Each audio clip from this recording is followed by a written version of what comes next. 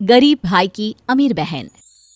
किशोर और पिद्दी दो भाई बहन थे। पिद्दी बहुत खर्चीले स्वभाव की थी। वो जितना कमाती अपने ऐशो आराम में पैसे उड़ा दिया करती। लेकिन किशोर समझदार था, घर को साथ लेकर चलना जानता था। अपनी बहन के जितना कमाता तो नहीं था, लेकिन फिर भी वो किसी तरह घर का खर्च चला लेता था।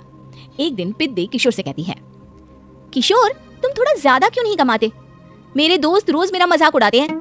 अरे बहन, मैं कोशिश तो कर रहा हूँ।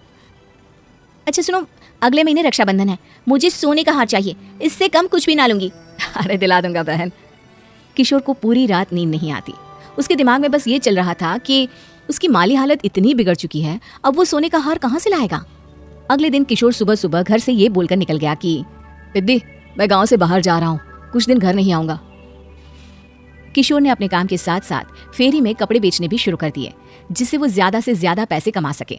रात में वो एक बिल्डिंग की चौकीदारी भी करने लगा। अपने काम से थोड़ा बहुत समय निकालकर बस कुछ घंटे की नींद ले पाता था। और कब वो कुछ दिन एक महीने में बदल गए और रक्षाबंधन भी आ गया, पता ही नहीं चला। लेकिन किशोर अभी तक घर वापस नहीं लौटा। जहां वो काम करता था, पिद्दी के नाम का गुल्लक रखा हुआ था। किशोर ने उस गुल्लक को फोड़ा और सारे पैसे इकट्ठा करके एक सोने का हार खरीद लिया। घर में पिद्दी किशोर का इंतजार कर रही थी। तभी किशोर आता है। कहाँ चले गए थे? 4 दिन का कहा था और 1 महीने से पता नहीं कहाँ गायब हो गए थे। मैंने बस एक हार मांगा था और तुमने तो घर ही छोड़ दिया। अरे मुझे थोड़ा काम मिल गया था। कुछ नहीं, सब समझती हूँ, बहाने थे तुम्हारे। अपनी बहन के लिए इतना भी नहीं कर सकते, कैसे भाई हो? चलो यहाँ बैठो, राखी बांधती हूँ। पिद्दी ने किशोर को राखी बांधी। वैसे ही किशोर ने अपनी बहन के हाथ में सोने का हार रख दिया। उसकी खुशी का कोई ठिकाना नहीं था।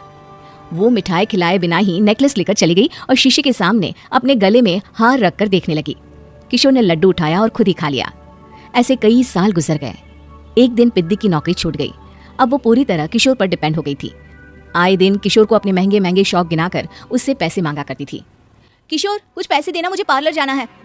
किशोर बिना कुछ बोले उसे पैसे दे देता। ये क्या, 500? अरे इतने में तो मुझे पार्लर में एंट्री मिलेगी बस। अच्छा देता हूँ ना ज्यादा। अरे कैसे भाई हो, अपनी बहन के लिए इतना भी नहीं कर सकते। किशोर ने जेब से 2000 का नोट निकाला और उसे दे दिया। किशोर गरीबी में रह लेता था, लेकिन अपनी बहन को कभी कोई कमी नहीं होने देता था। बेटा, पिद्दी तुम्हारी बहन है, उसे कभी किसी चीज की कमी मत होने देना और उसका ध्यान रखना, क्योंकि भाई का फर्ज होता है अपनी बहन का ध्यान रखना। किशोर ने माँ की कही ये बात हमेशा के लिए याद कर ली थी। शायद माँ की इसी बात की वजह से किशोर पिद्दी की हर जिद पूरी करता चला आ रहा था। किशोर, आज मैं अपने दोस्तों के साथ पार्टी करने जा रही हूँ, मुझे कुछ पैसे दो ना। किशोर पिद्दी को समझाता है, लेकिन पिद्दी नाराज होकर चली गई और अपने कमरे में सुबक सुबक कर रोने लगी। किशोर अपनी जेब से कुछ पैसे निकालता है और पिद्दी को दे देता है। किशोर खुद कभी अच्छे कपड़े नहीं पहनता, लेकिन पिद्दी को राजकुमारी की तरह रखता।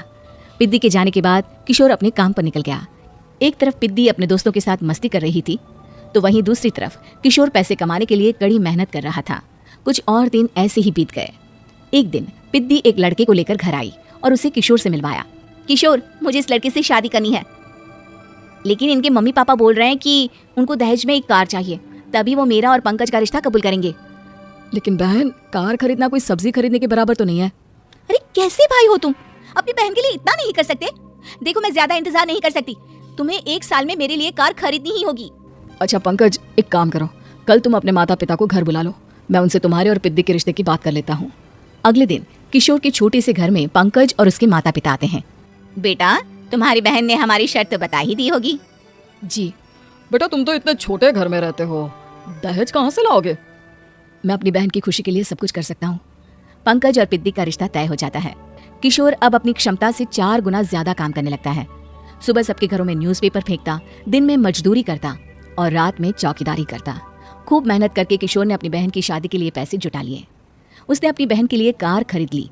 जब वो पिद्दी के ससुराल वालों से मिलने गया तो उन्होंने किशोर से और पैसों की मांग की। इस बार किशोर हार चुका था।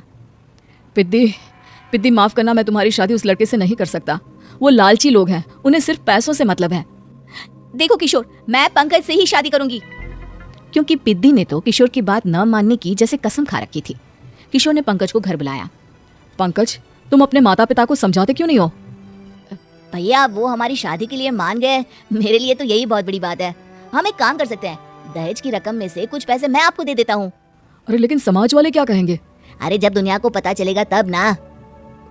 अच्छा, कुछ पैसे मैं अपने मालिक से कर्ज में ले लेता हूँ। कुछ पैसे पंकज देता है, कुछ वो कर्जा लेता है और अपनी उम्र भर की कमाई वो अपनी बहन की शादी में लगा देता है। आखिर में पंकज और पिद्दी की शादी हो जाती है। पिद्दी की विदाई के बाद किशोर बिल्कुल अकेला पड़ जाता है।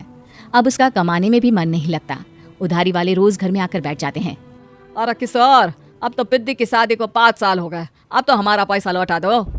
चाचा, पिद्दी के जाने के बाद किसी भी काम में मन नहीं लगता। अरे तो हमारा पैसा कैसे वापस मिलेगा? जी कुछ करता हूँ मैं। किशोर के ऊपर बहुत सा कर्जा चढ़ गया था, इसलिए उसने तय किया कि वो ये घर बेचकर सबके पैसे लौटा देगा। अगली सुबह शहर के किसी साहूकार को उसने अपना घर बेच दिया और सबके पैसे लौटा के वो गांव छोड़कर चला गया। पिद्दी ने शादी के बाद कभी अपने भाई का हाल तक नहीं पूछा। किशोर को फर्क नहीं पड़ता था, बस ससुराल में उसकी बहन खुश है ये जानकर उसे खुद की खुशी मिलती थी और ये सोचकर कि उसने माँ से किया हुआ वादा पूरा कर दिया।